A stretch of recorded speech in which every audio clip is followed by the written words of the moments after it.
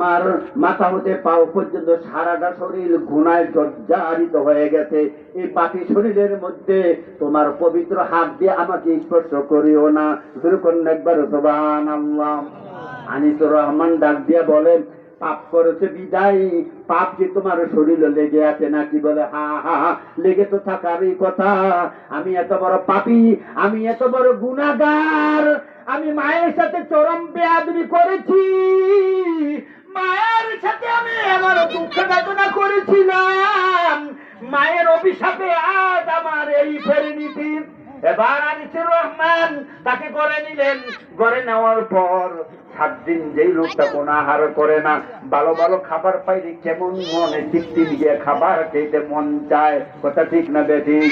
খাবারগুলো দিলেন, মুহূর্তের ভিতরে খাবার করে দিলেন। বাবা আর কিছু থাকলে আমাকে দেও। আনিসুর রহমান আরো কিছু দিলেন, দেওয়ার পর সবগুলো তিনি খেয়ে ফেললেন। খাওয়ার পর আনিসুর রহমান ডাক দিয়ে বলেন, এবার আপনি যাবেন কোথায়? এবার ডাক দিয়ে বলেন, আমি কোথায় যাব? গোটা পৃথিবীতে আমার কোথাও জায়গা নাই, আমার কোথাও জায়গা নাই, আমার একটা জায়গা আছে রে, এটা হলো 3.5 হাত মাটির নিচে, কবর ছাড়া আর আমার কোনো ঠাই নাই। জাহান্নামের আগুন বুঝে আমার জন্য অপেক্ষা করতেছে, হাবিয়া দুদকের আগুন দাও দাও করে প্রজ্বলিত হচ্ছে আমার কারণে। কোন সময় যেন আমাকে গ্রাস করে ফেলে, আমি আগুনের ভয়ে থরথর করে কাঁপতেছি। ও আনিসুর রহমান, আমার কোনো জায়গা নাই, আমার কোনো বাড়িঘর নাই। আনিসুর রহমান ডাক দেয়া বলে, না, আপনার তো আমি রানীগঞ্জ বারবার দেখেছিলাম, ওইখানে তো আপনার বাড়িঘর ছিল। এবার লোকটাই বলে, হা হা, বাড়িঘর ছিল, আমার সবই ছিল, আমার টাকাও ছিল, ধন ছিল, সম্পদ ছিল। আজকে আমার কোনো টাকাও নাই, পয়সাও নাই, সম্পদ যা কিছু আছে সব আমি হারাইয়া ফেলছি। আজ আমি অসহায় অবস্থায়, আমি এবার রাস্তায় রাস্তায় ভিক্ষা করি, আর এই দুই অবস্থায় আমি 10টি বছর আমি কাটাইয়া দিছি। সুবহানাল্লাহ। এবার আনিসুর রহমান ডাক দে বলে, বাবা আপনার এই পরিণতি কেন একটু খুলে বলবেন কিনা? এবার বলবো ভাই, আমার এই করুন ও করুন ইতিহাস বললে তুমি চোখে পানি রাখতে পারবা না। বলে না, একটু করে বলেন, যাতে করে আপনার থেকে আমরা একটু শিক্ষা অর্জন করতে পারি। এবার ওই লোকটা বলে, ঠিক আছে, তুমি যদি শুনতে যদি চাও তাহলে বসো। বসিয়া এবার আনিসুর রহমান তার দিকে তাকায়া দেখলেন, তিনি বলতে লাগলেন, আমার নাম মুকসিদুর রহমান। নামটা কি? মুকসেদ। আমার বাড়ি রানীরগঞ্জ। তুমি ঠিকই বলেছ, আমার বাড়ি রানীরগঞ্জ। যাতায়াতের সময় তোমার সাথে অনেকবার আমি বসে বসে চা খেয়েছিলাম। তাহলে আজকের এমন পরিণতি কেন আপনার? বলে, আমার এরকম পরিণত হবে না কেন?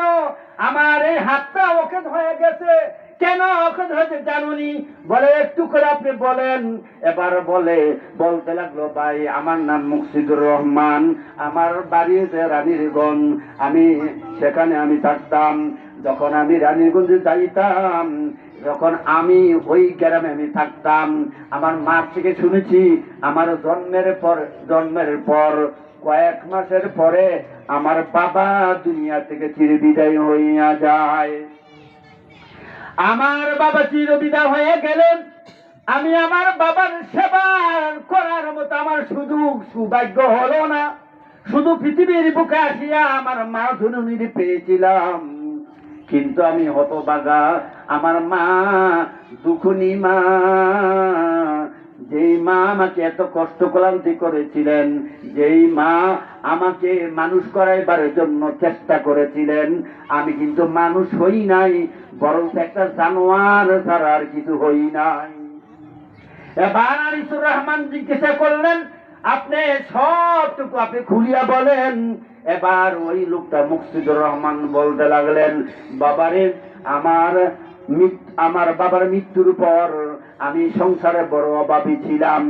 আমার মা, তার কোনো টাকা ছিল না, পয়সা ছিল না, ভিক্ষা করিয়া আমাকে টাকা পয়সা সঞ্চার করিয়া আমাকে লেখাপড়া করাইয়া ওইপুর গ্রামে, রানীরগঞ্জ গ্রামে হাই স্কুলে আমি এসএসসি পরীক্ষা দেই।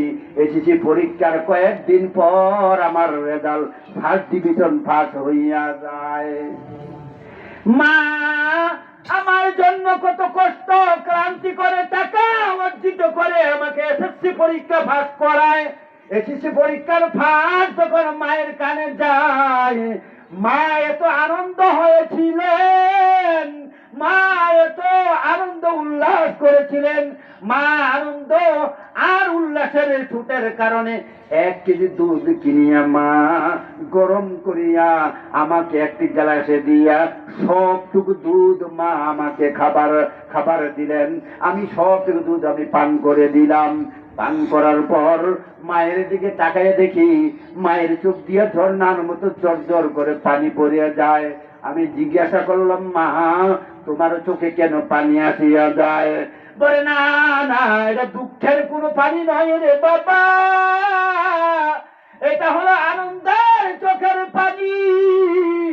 আজকে তুই এসেছিস পরীক্ষা পাস করেছিস, আজকে যে তোর বাবাই থাকতো কত না আনন্দ করতো। তোর বাবার কথা মনে পড়িয়া আমি চোখে পানি রাখতে পারি নাই। আয় বাবা আয়, আমার বুকের মধ্যে আয়। মা তার বুকের মধ্যে নিয়া দুটি গালে চুমা দিয়া হাতটা মাথার মধ্যে মুসন করিয়া বিদায় দিয়া দেয়। যা বাবা আরো লেখাপড়া কর, যত টাকা লাগে পয়সা লাগে আমি ভিক্ষা করিয়া তোরে আমি পড়াবো। কন্যা সুবহানাল্লাহ। এবার আমি অভাবী সংসার করার কারণে আমি একটা চাকরি পাইলাম। চাকরি পাওয়ার পর মায়ের কাছে গিয়া বললাম, মা একটা মোটামুটি একটা চাকরি পাইছি, আমাদের সংসার মোটামুটি চলবে। আর এই দুঃখী দুঃখী করে তুমি আর কত কষ্ট আর ক্লান্তি করবা? মাগো একটা চাকরি পেয়েছি, আপনি যদি বলেন তাই আমি চাকরিটা করি। বাবা চল ঠিক আছে, তুমি চাকরি করো। চাকরি করেন 1 মাস 2 মাস 3 মাস যায়। যেই জায়গার মধ্যে চাকরি করে, যেই অফিসের মধ্যে, ওই অফিসের মধ্যে একটা মহিলা নাম ছিল আলেহা। নাম কি? আলেহা ওই অফিসের মধ্যে চাকরি করত। আর এই আনিসও এই অফিসও চাকরি করত। সুন্দর সুশ্রী নারী, বিবাহ হয় নাই, তার সাথে এইভাবে চলাফেরা করতে করতে করতে একদিন এই আলেহা তার মনির কুঠার মধ্যে স্থান পেয়ে গেছে। কথাটা বুঝছেন? সব প্যান আর পিরিতি, কথা ঠিক না ঠিক? মোবাইলে যেভাবে প্যান পিরিতি করে আর নাটক নাটিকা করে, এর থেকে বড় গুণ আর কিছু করতে হইতে পারে না। কথা ঠিক না ঠিক? আজকে যেখানে আমেরিকা একটা যেই জায়গার মধ্যে আগুন লাগতে 3-4 দিন হয়, আগুনে বিমান দিয়ে নিবাইতে পারে না, হেলিকপ্টার দিয়ে নিবাইতে পারে না, ফায়ার সার্ভিস দিয়ে নিবাইতে পারে না, জেনেছি নাকি ওই শহরের মধ্যে সবচেয়ে জিনার আড্ডা। ওই শহরের মধ্যে আল্লাহ তাআলা গায়েবী আগুন দিয়া পুরা শহরটাকে ধ্বংস করে দিয়েছে। কথা ঠিক না বেঠিক? টুইন টাওয়ার একটা ভাঙছে, এই জন্য টুইন টাওয়ার ভাঙছে, এটার কোনো অস্তিত্বই নাই, কোনো প্রমাণ নাই। শেষ পর্যন্ত লাদেনকে দোষী করিয়া লাদেনের দেশটাকে ধ্বংস করে দিতে, বড় বড় বিল্ডিং গুলো চুরমার করে দিতে। কথা ঠিক না বেঠিক? শেষ পর্যন্ত লাদেনকে হত্যাও করে দিয়েছে, শুধু খালি একটা টুইন টাওয়ার ভাঙ্গার কারণে। আল্লাহ তাআলা করে রাখ, আমি প্রতিটি নিতাতে আমি দড়ি, শক্ত করা দড়ি আমি কিন্তু ছাড় দেই, ছেড়ে দেই না। ছাড় দেই, ছেড়ে দেই না। একটা টুইন্টার ভাঙ্গার কারণে তুই দেশটা ধ্বংস করছ, কত হাজার হাজার মানুষ মার বুকটাকে তুই খালি করছ। আল্লাহ পাক সুবহানাহু ওয়া তাআলা এবার দেখাই দিতে বিশাল এক শহর, লক্ষ কোটি কোটি টাকার সম্পদ এক দিনে আল্লাহ পাক ঘুরিয়ে সারখার করে দিতে, বিল্ডিং সব অকেজ হয়ে গেছে। একটা মাংস তোর হাজার বিল্ডিং আমি ধ্বংস করে দিতে। কথা ঠিক না বেটি? লা ইলাহা ইল্লাল্লাহ, জোরে লা ইল্লাল্লাহ, লা ইলাহা ইল্লাল্লাহ, লা ইলাহা ইল্লাল্লাহ, লা ইলাহা ইল্লাল্লাহ, লা ইলাহা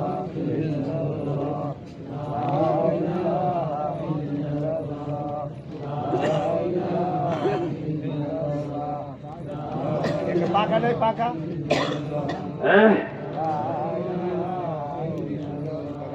লা ইলাহা ইল্লাল্লাহু মুহাম্মাদুর রাসূলুল্লাহ। কার লগে না? আলেহা। নাম কি? আলেহা।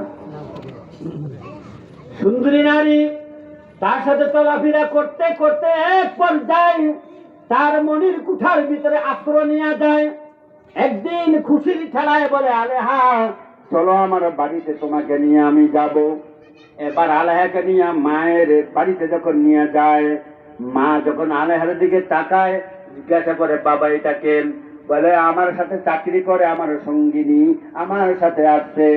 এই কথা শোনার পর মা জননী তার দিকে তাকাইয়া চোখ রাঙ্গাইয়া বললে, রে কমবক্ত, আমি একটা পরনারী, এই পরনারীর সাথে অবাধ্য ভাবে আমার ঘরে তুই কিভাবে আনলি?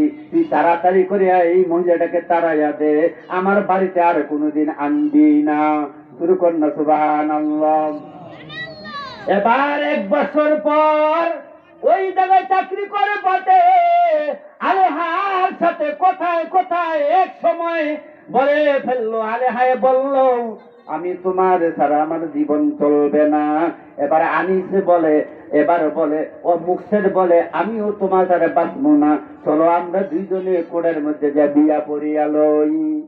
এবার আমাদের দেশের মধ্যে কুতুল ছেলে আর মেয়ে আছে, এবার প্রেম প্রীতি করতে করতে যাইয়া কোড়ের মধ্যে বিয়া পড়ায়। কথা ঠিক না বেঠিক? ওরে নিমু খারানি, তোর মা বাবা এত কষ্ট করে লেখাপড়া করাইলো, আর তুই তোর মা বাবা না জানাইয়া কোড়ের মধ্যে বিয়া করছ। এই কোড়ের বিয়া বেশি দিন টিকে না। কথা ঠিক না বেটি? আমাদের এখানে অনেক প্রমাণ আছে, আছে না নাই? এবার মাকে না জানায় বিবাহ যখন করে ফেলায়, বিবাহ করার পর আরেকে নিয়ে আবার বাড়িতে যখন চলে আসেন, এবার মায়ের কাছে গিয়ে বলে, মা আমি আলেহাকে আবার বিবাহ করে তোমার কাছে নিয়ে আসছি। মা যদি এই কথাটা শোনার সঙ্গে সঙ্গে কলিজার মধ্যে একটা বড় ধাক্কা লাগিয়া যায়, কলিজার মধ্যে বড় একটা পেরেশানি লাগিয়া যায়। অনেকক্ষণ পর্যন্ত নীরবে মা চোখের পানি ছেড়ে ছেড়ে কান্দে, আর পরে কান্দার পর চোখগুলো পানি দাঁড়ায়, আসল দেয় মুছার পর এবার ডাক দিয়া বলে, নিমুখ হারামি,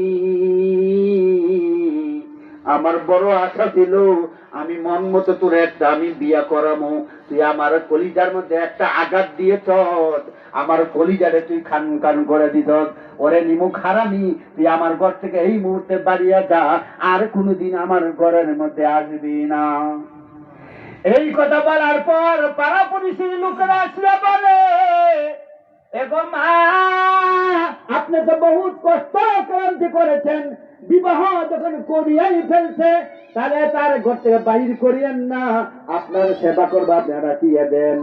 মা জননী ডাকতে বলে, আমি চিনি কে আমার সেবা করবে, কে আমার সেবা করবে না, এটা আমি ভালো করে জানি। যে প্রেম প্রীতি করে বিয়া করে এরম নারী কোনদিন আমার সেবা করবে? কথা ঠিক না বেটি? এবার কয়েকদিন চলে যায়, মা চলে যায়, চলে যাওয়ার পর এবার শাশুড়ির সাথে কথায় কথা তর্ক বিতর্ক শুরু হয়ে যায়, জাহান্নামের কথা। এবার কিছুক্ষণ পর ঝগড়া লাগলে ও বাধ্যভাবে মায়াকে গালিগুলিজ করে, শাশুড়িকে গালিগুলিজ করে, গালিগুলিজ করতে করতে যাইয়া একবার মায়ের ঘরের কোণার মধ্যে এবার দরজা বন্ধ করে সব সময় খালি কান্দে, খায় রে ফুল, তুই আমার জন্য একটা ডাইনি নিয়ে আসছ, তুই না বলছো তো আমার খেদমত করবে, খেদমত করা তো দূরের কথা, কথায় কথায় আমার কথার মধ্যে মারি দেয়। যেরকম নাউযুবিল্লাহ। এবার মাসকে মাস চলছে খালি ঝগড়া আর ঝগড়া, কোথায় কোথায় এমন খুঁথা মারে, এমন কুযুক্তি কথা বলে, যে কথার দ্বারা মার কলিজার হৃদয়টা খানখান হয়ে যায়।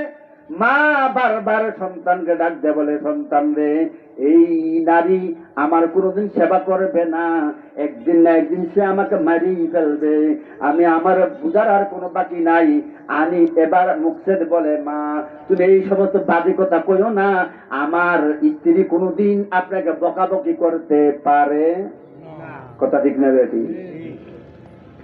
এবার মাসে মাস চলতেছেন, প্রতিদিন ঝগড়া আর ঝগড়া। এবার আলেহার স্বামী সহকারে মারে অবাধ্য ভাবে কথা বলে, এমন এক একটা কুতুক্তি কথা বলে, যার কারণে মার কলিজার খানখান হয়ে যায়। মা নীরবে বসিয়া বসিয়া চোখের পানি ছেড়ে ছেড়ে কান্দে, কিন্তু বলার আর কোনো সাবাস নাই। এবার মুকসেদ ওই সুন্দরী সুন্দরী নারীর দিকে তার প্রেমে পড়িয়া মাকে দুইটা কথা বলারও সাবাস আর পায় না। একদিন মুকসেদ অলিপুর বড় শহরে গেল। শহরে যাওয়ার পর আসার সময় অনেক কিছু তার স্ত্রীর জন্য ক্রয় করে আনে। আনার পর ঘরের কিনার আঙ্গিনা আসার পর দেখে যে শাশুড়ি আর বৌমা উভয়জনে এমন ঝগড়া বাজছে, এমন ফুলাতুলি হয়েছে, এমন ভাবে ঝগড়া বাজছে, বৌমায় বারবার শাশুড়ি চুলে ধরে টানে, একবার পছন্দ ভাবে লাথি মারে, আবার গালিগুলিস করে আনিস। এবার ও মুকসেদ বারিন্দার কিনারে সব দেখতেছে, দেখার পরও না দেখার বান্দুরে খারিয়া রইছে। যখন কিছুক্ষণ পর ঘরের মধ্যে ঢুকছে, ঢুকার পর চেঁচিয়ে মেচিয়ে বউ বলতে লাগলো, আমার প্রাণের স্বামী, যদি আপনি আমাকে রাখতে যদি চান, তাহলে আপনার ঠাইনি মাকে ঘর থেকে জন্মের মতো বাহির করিয়া দেন। কারে বার করতো?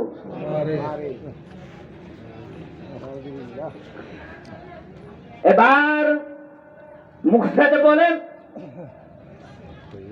তুমি যদি আমার ঘর থেকে চলে যাও, আমার জীবন বিপন্ন হয়ে যাবে, কে আমাকে রান্ধিয়া বাড়িয়ে আমাকে খাওয়াবে?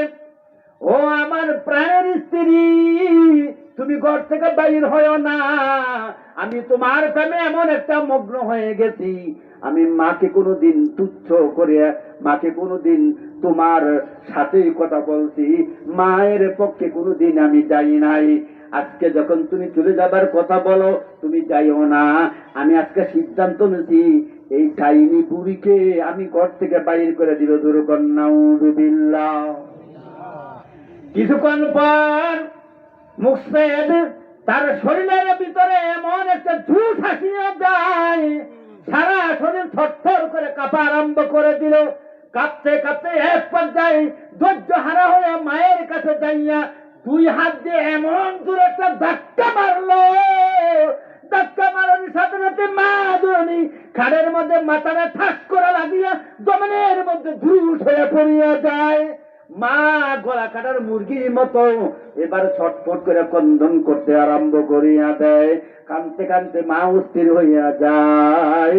এবার মা যখন কিছুক্ষণ পর যখন তিনি উঠিয়া দাঁড়ালেন, দাঁড়ানোর পর কানতে কানতে ঘর থেকে বাইরে হইয়া যায়। ঘরতে বাইরে হওয়ার পর পাশে একটা মসজিদ, মসজিদের পাশে একটা নলকূপ, ওই নলকূপের কাছে মতন যাওয়ার সঙ্গে সঙ্গে মা জননী হামাগুড়ি দিয়া আবার সেখানে পড়িয়া যায়। কিন্তু আমার হৃদয়টা এমন শক্ত ছিল যে মা আমাকে 10 মাস 10 দিন পেটের মধ্যে বহন করেছে, জননী মা, ওই মাকে আমার উঠাইবার কথা ছিল, কিন্তু মা আমি উঠাইবার মতো আমার মহব্বত এবং মায়ার কোনো উদ্যোগ ছিল না। আমি যাকে ধাক্কা দিয়ে গড়তে বেরি করে দিলাম, আমি কার বাইর করলাম? উনি তো আমার জননী মা, যে মা 10 মাস 10 দিন পেটের মধ্যে বহন করেছে, 2.5 বছর দুধ পান করাইছে, 2.5 বছর আমার প্রস্তাব পায়খানা পরিষ্কার করেছে। সারা রাত মা জননী জাগ্রত থাকিয়া আমার সেবা শুশ্রূষা করেছেন।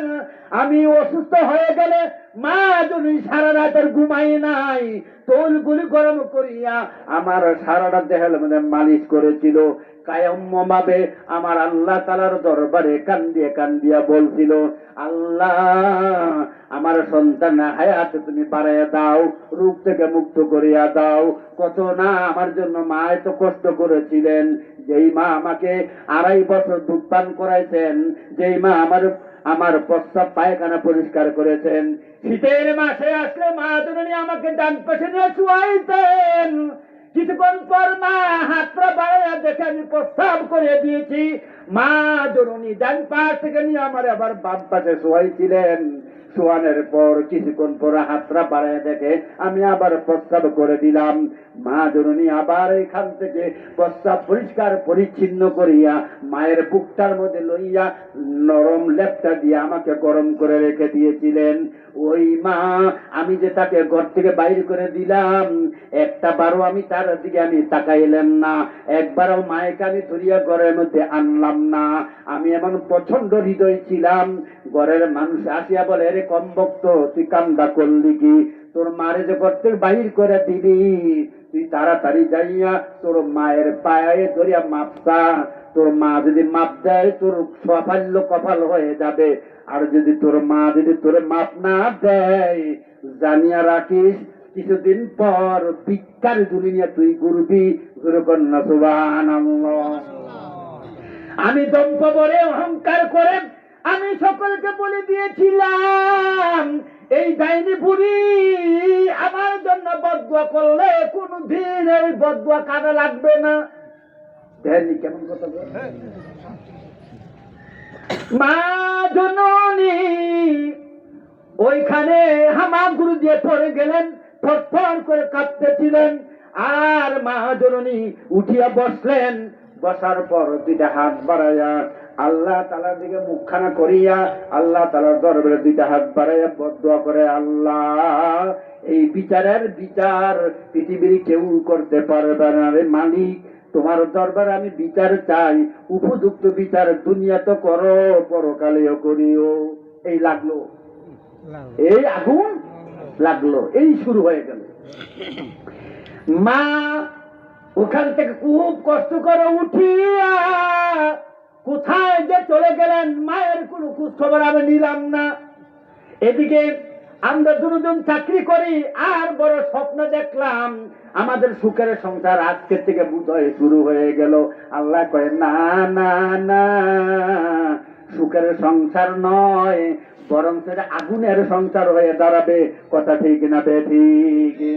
তারা যখন মায় যখন চলে গেল, যাওয়ার পর 15 দিনের মাথা হাতে আলেহা আর মুক্তেদের চাকরি উভয়জন শেষ হইয়া যায়।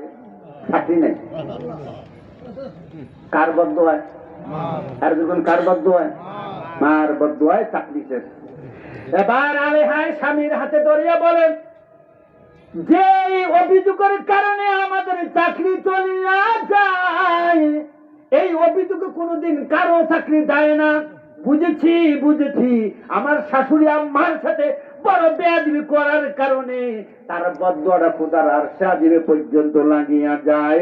এ মার বদদুয়ায় আমাদের উভয়জন চাকরি চলিয়া যায়। এবার পাশের একটা লোকের থেকে শুনছেন, তোমার মায়ের একটা আত্মীয়, অনেক দূরের আত্মীয়, ওই দূরের আত্মীয়র বাড়িতে আশ্রয় নিয়েছে। যুরকন্যা সুবহানাল্লাহ। এবার মুক্তেদে আলেহাকে ডাক দে, বলে, আলেহা আমাদের চাকরি যখন চলে গেল, চলো যাই মায়ের কাছ থেকে একটু পা ধরিয়া মাপ নিয়ে যাই।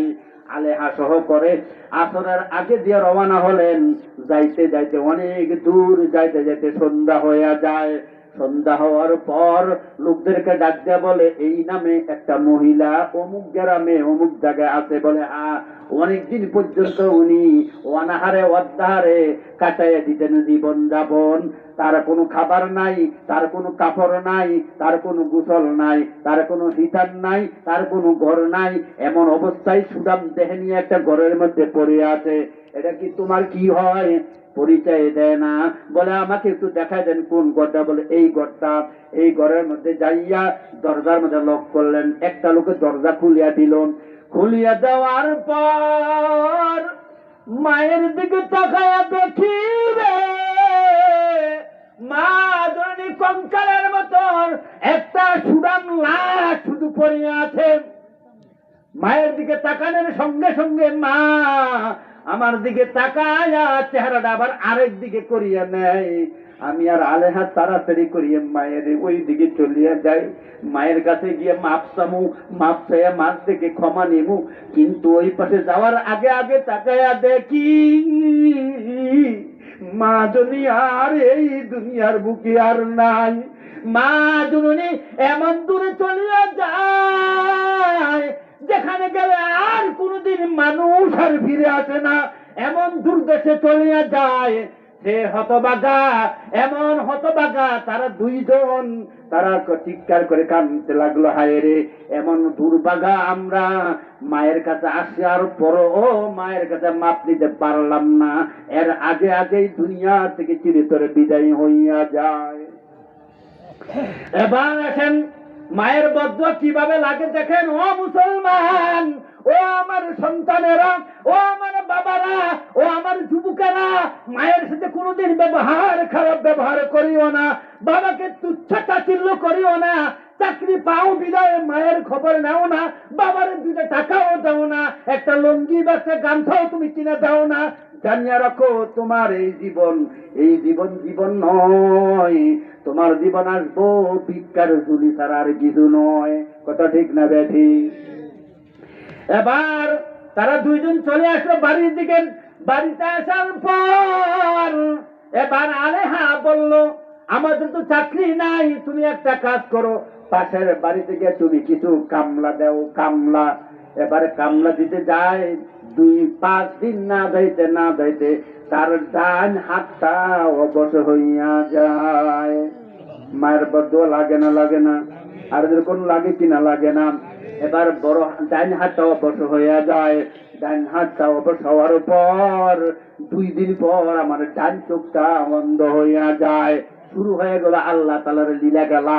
এবার 2-4 দিন পর তার পেটের মধ্যে এমন যন্ত্রণা, কারে কয় যন্ত্রণা, মাটির মধ্যে ঘোরাঘুরি করে, মাটির কেমন দেয়, পেটের যন্ত্রণা আর সহ্য করতে পারে না। এর কয়েকদিন পর সারা শরীরের মধ্যে বড় বড় ঘা, বড় বড় ফুরা উঠতে আরম্ভ করিয়া দেয়। এর কিছুদিন পর আমার হাঁপানি শুরু হয়ে যায়। সারা দিক দিয়ে শুধু খালি আমার উপর একটার পর একটা গতবার আযাব নাযিল হইতে থাকে। দূরে কন্যা সুবহানাল্লাহ। এবার স্ত্রীকে ডাক দিয়ে বলে, আলেহা আমার হাত ওকে ছইয়া যায়, চক্ষুটা অন্ধ হইয়া যায়, আমার পেটের মধ্যে বুড়া এমন যন্ত্রণা সহ্য করতে আমি পারি না।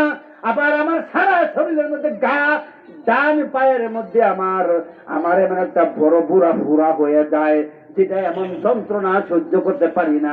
আলেহা আমি যে অর্জিত করিয়া যে টাকা দিয়া আমি একটা জায়গা কিনেছিলাম, জমিন ক্রয় করেছিলাম, তুমি অনুমতি দিলে জায়গা জমি বিক্রি করিয়া আমি একটু চিকিৎসা করি।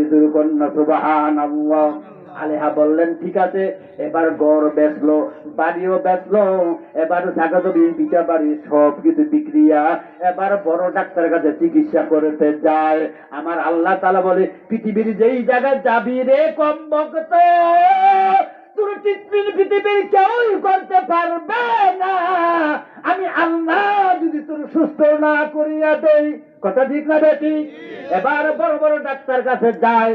যাওয়ার পর 15 দিনের মাথার হাতে টাকা পয়সা সব শেষ হইয়া যায়, আর একটা টাকাও তার হাতের মধ্যে নাই। টাকাও শেষ, বিদা বাড়িও শেষ, জায়গা জমিনও শেষ, কিন্তু তার রোগের মাত্রা আরো দ্বিগুণ বাড়তে থাকে। নাউযুবিল্লাহ। এটা কার অভিশাপে? আর কোন কার অভিশাপে? মায়ের অভিশাপে।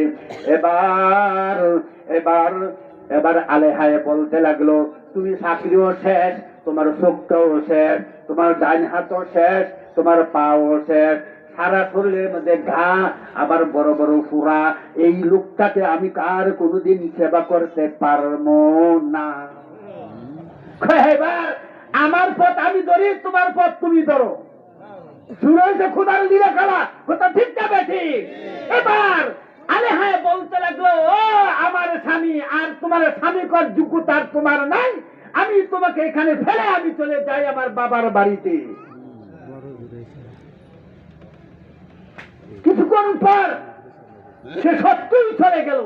যাওয়ার পর আল্লাহর কি লীলা খেলা, এবার যাওয়ার পর যেই গড়টা বিক্রি করছে যার কাছে, সে খরিদ্দার আসিয়া বলে, এই কমবক্ত, ঘর থেকে বাইরে হইলে আমার গো বাইরে ধাক্কা মারে তার বাইর করে দিতে। যেই খরিদ্দার তার ধাক্কা দেওয়া বাইর করছে, আল্লাহ তারা কই, তুই তোর হাত দিয়া তোর মারে দেবে ধাক্কা করে বাইর করছ, এবার খরিদ্দার এসে তোরাই বাবা ধাক্কা মারিয়া ঘর থেকে তোর বাহির করে দিবে। কথা ঠিক না বেঠিক? এবার ঘরে ঘরে এবার ঘর থেকে বাইর হয়ে যায়। মানুষের দূর দূর করে তারা তাকায় দেয়, যে দেখে সেই তার উপর অভিশাপ দেয়, আমার আল্লাহ অভিশাপ দেয়। এবার চিৎকার করে কান্দে, হায় হায় আমি কি করলাম, ও মা, মা গো, মা তুমি কোথায় গো মা, আমারে মাফ করে দাও মা, আমি আর সহ্য করতে পারি না। আল্লাহ কয়, এ মা, মা তুমি 10 বছর দাহামু, চিন্তা করে দেখ